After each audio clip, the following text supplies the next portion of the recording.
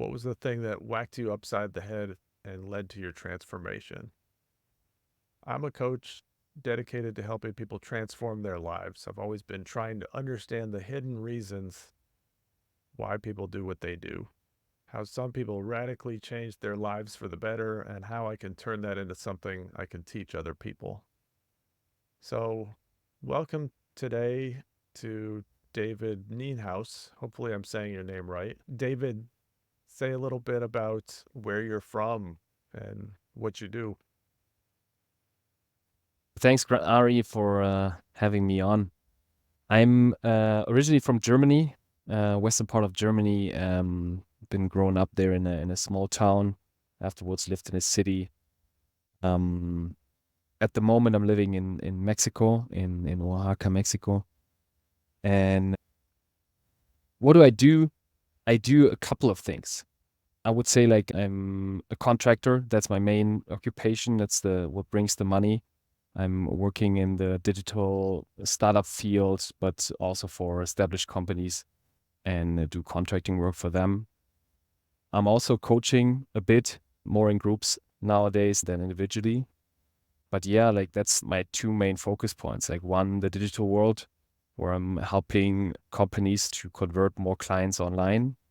And then the coaching and especially men's work, where it's about like how can men uh, live a good life and be satisfied with their life and be a good man. Yeah. Excellent.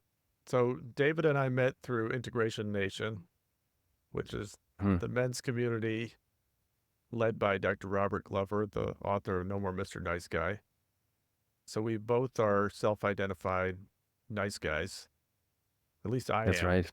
So, David, you identify with that. So, can you tell me what kind of nice guy are you? What's your flavor of nice guy? If you ask for a flavor, the first thing I have in mind is like the I'm so good or the I'm so bad. So either you're just doing what everybody wants from you or you're just doing the opposite just to stick out. Yeah. I would say I'm more the I'm so good. So I'm like, but it's like a split personalities. Both flavors show up. But how it's showing up for me most of the time is that I'm doing things for the reason of fitting in and showing people that I'm a good person, like being a nice person, instead of revealing my real self. Yeah. Self. That's how I like. That's my main flavor. So, you've mainly been the good guy version of a nice guy, but there is another side to you too. Yeah, it's interesting because like if I think about the struggles that I had and like if I think about being a nice guy, what does it mean for me? I always identified with my name because David actually means the beloved, the beloved. And I always thought like, yeah, like everybody was like, liked me. Everybody thought I was a good guy and I was to be trusted. And I still think that I'm a good guy, but there is a big part of that, these opinions, which are blinded by a side of me or by something that I'm portraying because I'm very good at being a social chameleon. So I'm very good at figuring out what other people want and then giving them just that in the moment to not create any conflict or any possible rejection for me. So that's like where I'm really good at. And I think that's what showed up most of my life, like in the beginnings of my life until I was maybe 24, 25 Did things when I started. flip then? No, quite a bit, quite a bit. It was like after my first long-term relationship. I think it was at 24 when that broke off. And it was not like a bad relationship in the way of very toxic or anything. It was just a relationship that I was in too long, longer than I would have liked to. It showed me that if I keep pretending to be someone that I'm not, I will be very unhappy my whole life. When this realization came and I broke off the relationship, I started to experiment a bit more. What would happen if I wouldn't be pretending to always be nice and always be in accordance with everybody and agree with everybody? What will happen then? Which people will still be there and like interact with me in a normal way, and which people will just go away or reject me? This is the part where I started that, but I think how it shows up for me, the part of not being the good guy and just doing the opposite, is more in a way of rebelling against the common system, which can be everything like education, work, communities, even religion. I'm not saying that everybody has to have a religion, but there's this rebelling against religion for good reasons, and there's rebelling against any kind of institutional power just to not be controlled. I see. And yeah, and I think I did that, and it's something that's more subtle. That was more subtle for me.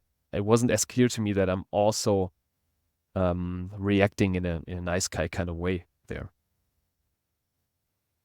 I see. So that the rebelling against what you're expected to do or institutions is not a conscious thing. It in itself it's a way that you're resisting being a nice guy. Am I getting it right? Yeah, I would say I always think about it like a switch that is like, if you identify as a nice guy, you know that you're like a people pleaser, basically. So you're like, you do everything just the way to keep it smooth, to not have conflict. Yeah. There are some things when you say like, oh, I feel like I'm so much in this people pleasing mood and I'm giving up so much of myself that I need to find a release for that, because there are a lot of emotions that I'm just pushing down. Like, no, it's all fine. You step on my feet. No, it's all fine. Yeah. All these emotions that I'm pushing down have to come out somehow if you're not dealing with them. So while being in this people pleasing mode, there are some areas in my life where I'm just like acting out. It sounds And contrarian. Do you know that word?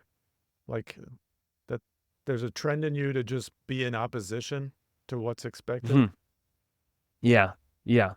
And that's like, that can show up like on a big level as like quitting the job, or just like going out of the system, which is something that I did like when I left Germany. But it can also just show up in situations where you would usually be a people pleaser and you overreact, like someone just having the usual request from you, like, hey, can you pick me up here and there? And then you react in a very emotional way to it because you feel so pressured. The Yeah. more pressure you put on yourself, sometimes it comes out in this way. No, I appreciate how you've articulated this and that you can act in both ways. And that there's a difference between making a conscious choice that might be different than, say, what your family is expecting or what's typical in your culture.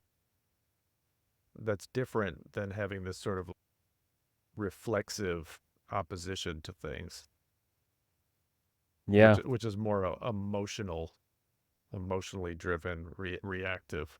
So I think you articulated it really well. And it's interesting for me as well to think about these things because, like, in perfection, you should never have a reactive response to any kind of situation. But in reality, I think it's way more. Sometimes it also comes out and it's okay. It's okay that we react in big ways sometimes. Imagine you're bullied every day in school. There's this reaction that sometimes comes out and you just overreact to any kind of felt bullying. And it's also important to feel like, okay, I can be very people pleasing, but also there's a different side of me. And if you know that there are both sides, then it's the work is to get in the middle. That's how I feel about it.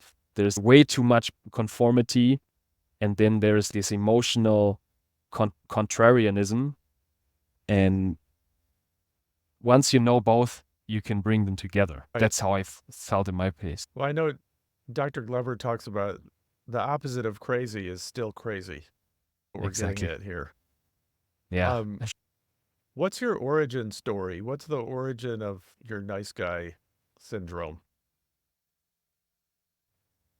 I think there are a lot of factors in there always, and like it's my story. So like I will just tell it how I feel about it, and I don't want to convey a blame into one direction. It's just the story, how it's made up in my mind. When I grew up, my dad was not very, at least how I remember it, was not very present. He was working a lot. And my mom was not very happy. That's how I perceived it. I think I never talked to her about if she was really unhappy, but that's how I perceived it. And if you were to draw a model there, like a causation for me, it was like, dad is not here, mom is unhappy, it's because of that. I was very concerned, like I got very concerned about the feelings of my mom and how to make her less unhappy, Mm-hmm. which made me a very sensitive person, which made me a very empathetic person, but which also led to me being more focused on other people's emotions, especially women, which I would name my mom, my sister, and then growing up further, all the women in the world, than being focused on my own um, emotions. This kind of burden that I took on myself, like, hey, I am partly responsible for the happiness of women in my life and of other people as well. Even when my dad was unhappy, that wasn't a nice experience for me.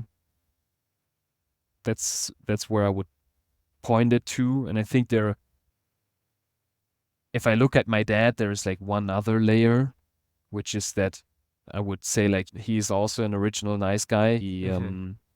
is very much about making it right, being a perfectionist, making it so that nobody can ever say something bad about him, working way more than is healthy for him, being way more stressed about work than is healthy for him. I sometimes say that jokingly in my family even, that he is not only jokingly, like he is a good example for me to always look out for, to not get that stressed, to not be that concerned about others' expectations. But yeah, I would say a big part draws back to my dad and his nice guy issues, and my mom and her. I wouldn't say that there is like anything pathological, or like I wouldn't know, but her unhappiness and my taking on that burden of like, oh, I have to make her happy. Yes. Yeah. So these are some very common, I think, nice guy dynamics in a family.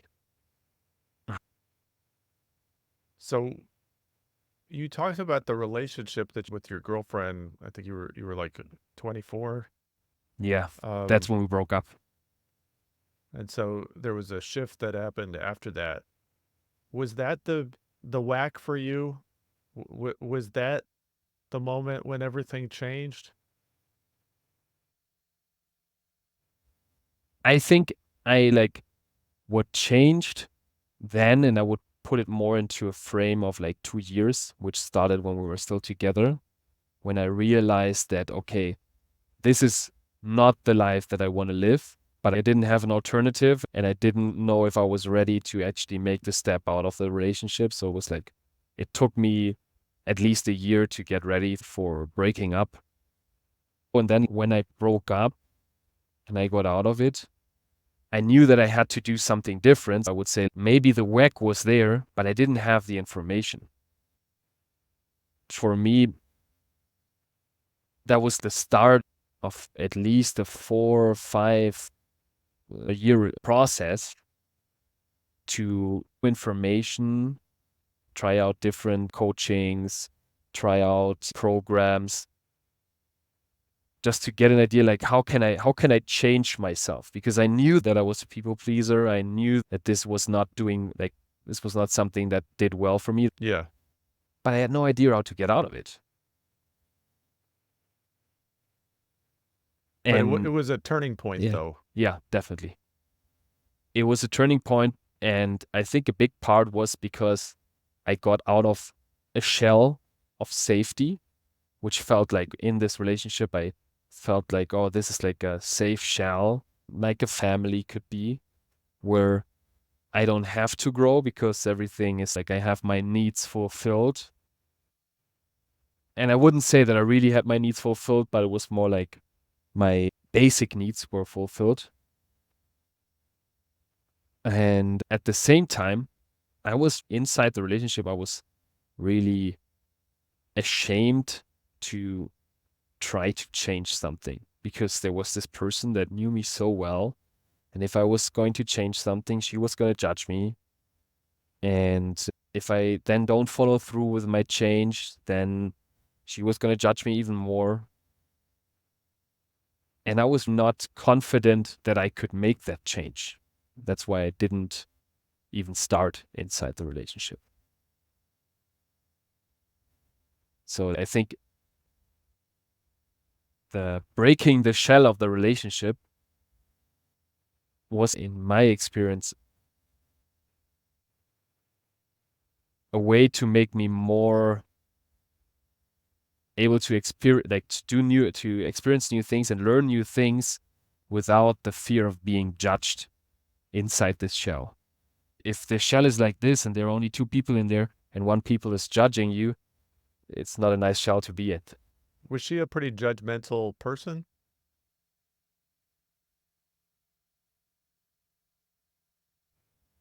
I think she was a person that had strong opinions. Say it's judgmental, yeah, say that. Or were you just fragile? I think I was fragile. I think I was very fragile, yeah. Like if I were to get into a relationship like this now, I would be very like way less concerned about the judgment. Because I think it's like it's normal that people are judgmental. We have to make decisions, we have to make like value judgments. But yeah, I was not able to receive criticism in a way that I could handle it, like at least the ones that like go to my core as me being a man, me being masculine. That was something that's like very far from I was very far from feeling comfortable with all these concepts. So as soon as anything came up that like scratched even on the topic of masculinity and my masculinity, it was like, oh fuck. This is too tough to handle. Yeah, I was very sensitive. And you just had a internal sense that you wouldn't be able to make the changes you needed to make while still being in the relationship with her. Yeah.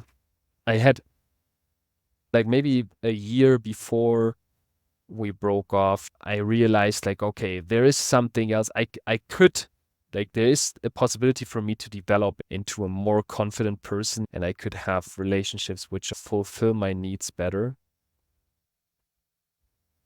And at the same time, there was this inner voice which told me like, oh, but what if you don't succeed?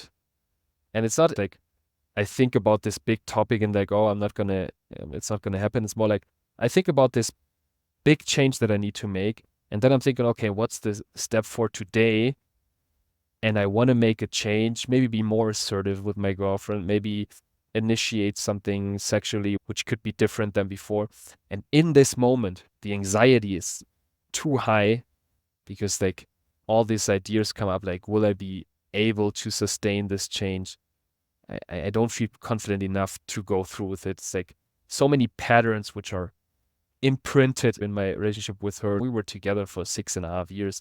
All these times that I reacted in the way which was not assertive, and now I try to do something different. I didn't believe myself that I would be able to change that. So was breaking up with her an act of courage for you? Was that showing yourself that you could be assertive in a way you hadn't done before?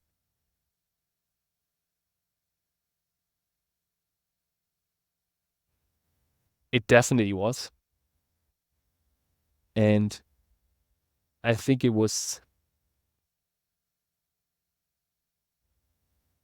even like if you think back to the unhappiness of my mom, the it was more than the I can break off and I can be alone, which maybe underneath it is. But if I look at it now, it feels more like I was ready to take on the responsibility for my own needs and therefore dealing with the guilt that brings into myself. I liked how you put it. I was ready to take on the responsibility for making someone unhappy in order to meet my own needs, if That I that heard you was, yeah, right. like, because in the end it goes back to me feeling bad. Like I didn't want to feel bad, so that's why I never did it. But in between there is this layer of like, oh no, if I break off, she's not gonna be happy and I will be responsible. And then I get unhappy again. So this was that, like, the story that I told myself was more about this, like, oh, I will leave her and she will be unhappy. Right. And nice guys are But terrified of making people unhappy or really other people's emotions in general. Um, yeah, wh- what have what are your biggest transformations since that time? You were what, 24? How old are you now? I'm 32. Okay. Yeah, that's quite some time. 8 years. My biggest transformation is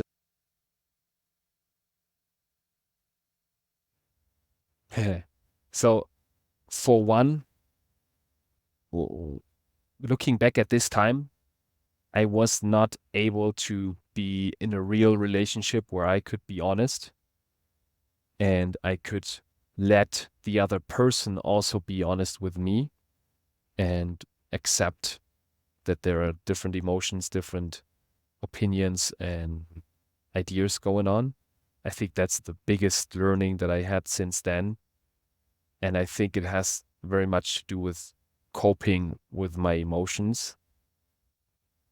So, coping with my emotions also includes coping with the emotions of my partner. So, my girlfriend now, I have to accept that she has some feelings that I don't like and I have to cope with, but I don't have to take them as like threat to me. I think, like, of course it's a daily practice, maybe it's a weekly practice, but it's Minute by minute. it's not something where you say like, oh, now I got it and it's never going to come up again. But if I compare it to back then, it was like either my partner accepts me as I am and tells me that loves me as I am and is never upset with me or anything, or I am not okay. And now it is, if my partner has a problem with me, if my partner has a problem with herself or with the world, it can still create really bad emotions in myself, but it is not life threatening. Like it doesn't feel life threatening. And that's what it felt to me back then. So your nervous system has shifted. Yeah. Yeah. I think that's very much true. It's like the nervous system reaction is the thing that changed in intensity and also in how I think about it. Okay, there is like, if my girlfriend is upset with me, I just still get wound up and I still think like, oh shit, what's going on? But what I learned and what I can do now is like, okay, I'm getting upset. What do I think about? Does this mean that I will die? Basically, I'm going to the far extreme because in the end, we're afraid to die. But it's really how it felt to me back then. And now I'm able to see like, okay, you're reacting. It's feeling really shitty now, but you know that it can feel different in the future and it's something that you can cope with. I think it's very much this realization that you can cope and like training your nervous system, of course, but also realizing that you can cope with these emotions that can come up. And something I also learned through the breakup, of course, which was not a nice process. But it demonstrated to it. It showed you that you're more resilient Yes, do you than have I thought. a Yeah, few extra minutes? no worries. I'm just gonna text my next person because I wanted Yeah, to just take 5 more minutes with you. sounds good.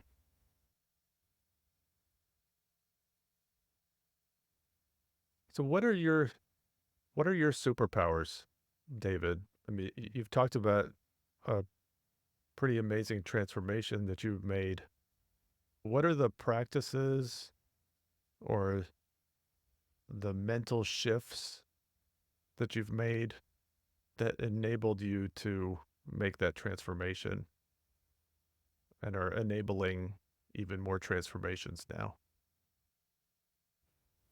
It seems really, it sounds really not cheesy. I don't know if that's the word, but it's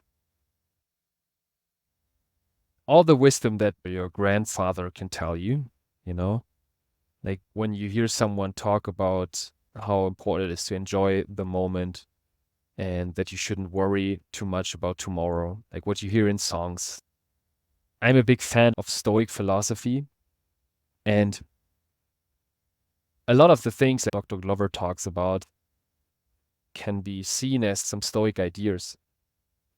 The shift and how I think about the world changed for me a lot during these years, which showed me that I don't have to worry too much about today as being everything about my future. So not living inside the future, living in the present. We suffer more in imagination than in reality, which Seneca referred to. One thing that I very much believe has a big impact. It's not that I read this quote and then it happened. It's more like I've been focused on these quotes so much that now every time something comes up, I come up with these quotes in my thoughts. And one other is like, we're all gonna die. Every time I get into a plane, I was flying a lot at some point because I was a digital nomad. And every time I went into a plane, I asked myself this question like, hey, what if the plane crashes now? Would I be okay with my life? Yeah. And like at some point during my journey, it changed for me. Like before I was afraid. And then I was like, no, if I would crash now, it's okay. I've been honest with the people in my life to that degree that if it crashes now, it crashes. That was a good realization for me. So like thinking about your own mortality, The that not memento be there mori. tomorrow. The Exactly. Yeah. Exactly. And like the third thing is something I'll have to quote, and I don't know if it's from him, but it's something that I very much take from him because he's a good friend and also an Integration Nation, Jesse King, who always reminds me when I have a very strong emotional reaction to something that another person does. The question that he always asks is like, what does that mean about yourself? Like, what does this thing in the world mean about yourself? And why does it appear to you that it does mean that? So I would say, like, maybe there are more, but from the top of my head, I think realizing how being in the present, being aware that you're not going to be there for like forever, and appraising your emotions. Like, why do I have to have such a strong emotion here? I That mean, curiosity. yeah, Yeah. yeah. I think these are very, very strong ones. And if I have to think about one more that is related to relationships, something that I learned through having relationships is that how another person acts does often say more about the other person about you. Not always, but often. So it's applying that same curiosity about your own experience to the Yeah. experience. Yeah. Well, I loved the conversation today, and I learned some new things about you. I love learning people's origin story. So thank you for capturing that. I think you really articulated things well. I'll be seeing you around Integration Nation soon. Thanks Have a for great me. day. You man. Bye.